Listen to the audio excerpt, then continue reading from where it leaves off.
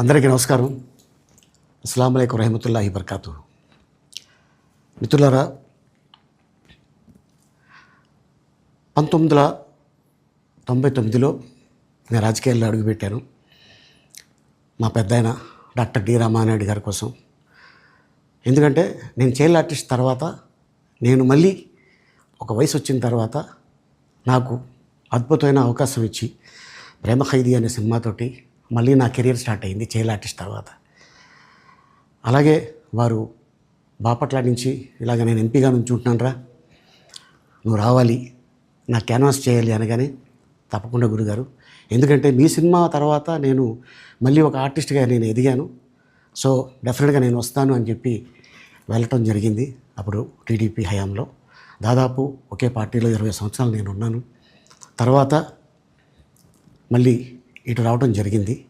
నాకు అన్నం పెట్టింది ఫస్ట్ నా తెలుగు ఇండస్ట్రీ, నా తెలుగు ప్రజలు, ప్రేక్షక దేవుళ్ళు, నా నిర్మాతలు, నా డైరెక్టర్సు, నా హీరోలు. ఈ రోజున ఈ రేంజ్లో నేను ఎదిగాను. 45 సంవత్సరాలు ఇండస్ట్రీలో ఉన్నాను.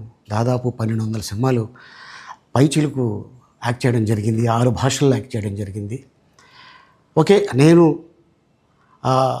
దయాగుణం ఉంది, భగవంతుడు ఇచ్చాడు కాబట్టి నాకు రాజకీయం తోడైతే కొద్దిగా 10 మందికి నేను సహాయపడగలను అనే ఉద్దేశంతో రాజకీయాల్లోకి వచ్చాను తప్ప రాజకీయాలు చేయాలని రాజకీయాల్లోకి రాలేదు. ఇండస్ట్రీ నాకు ఇంత మంచి లైఫ్ ఇచ్చింది, నేనేం చేస్తే బాగుంటుంది అని నలుగురిని చూసి నేను ఒక ట్రస్ట్ పెట్టుకున్నాను మా నాన్నగారి పేరున. దాదాపు 16 సంవత్సరాలు అవుతుంది నేను ట్రస్ట్ పెట్టుకొని.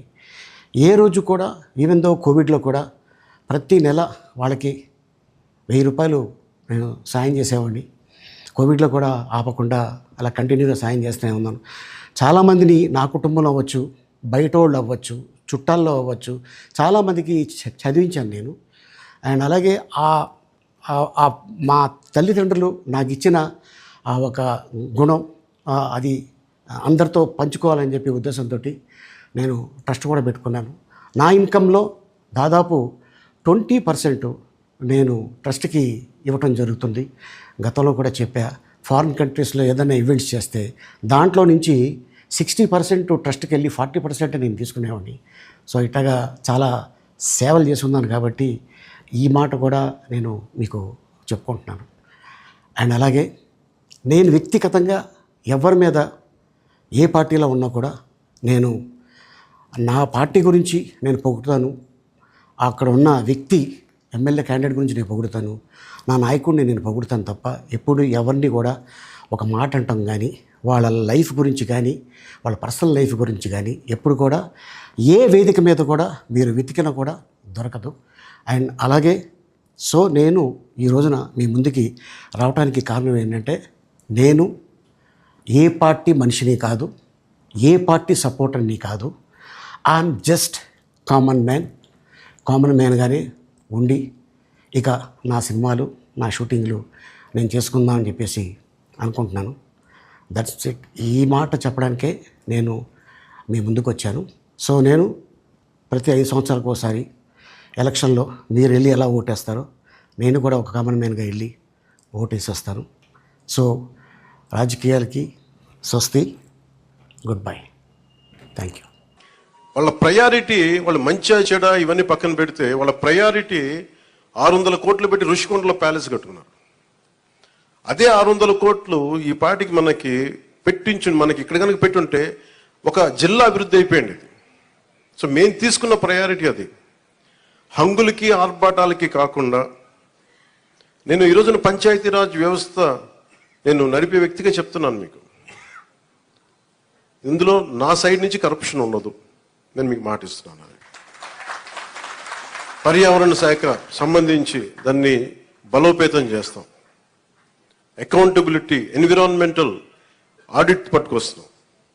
ఏ కాలుష్యం ఎందుకుంది, దానికి పారిశ్రామికవేత్తలు ఏం చేస్తారు, ఇబ్బంది పెట్టి భయపెట్టేది కాదు, కానీ వారి బాధ్యత కూడా గుర్తించేలా దానికి ఒక బలమైన ప్రయత్నం చేస్తాం. అలాగే పంచాయతీరాజ్ శాఖలు చూస్తే జల్ జీవన్ మిషన్, ప్రతి ఇంటికి రక్షిత మంచినీరు. మొన్న మన పిఠాపురం సమస్య కాకుండా మనం కూర్చోబెట్టి ఈ మధ్యన ఈ కొల్లేరు కైకలూరు నియోజకవర్గం గురించి చూస్తే 80% అన్ని చేపల చెరువులు ఉన్నాయి, తాగడానికి నీళ్లు లేవు. గోదావరి పారుతూ ఉంది, మన గోదావరి జిల్లాలో గోదావరి నది పారుతూ ఉంది, కానీ తాగడానికి ఇబ్బంది పడిపోతా ఉన్నాం. మన పిఠాపురం చూస్తే వెళ్తే ఎక్కడ చూసినా ఉప్పాడ, మనకి కొత్తపల్లి ఉప్పాడ ప్రాంతం మిగతా ప్రాంతాలకు వెళ్తే తాగడానికి మనకు నీళ్ళు లేవు. కేంద్రం నుంచి ఎన్ని నిధులు ఉన్నాయంటే జల జీవన మిషన్కి అసలు నిధులకి కొరత లేదు, మనం అడగాలి తప్ప.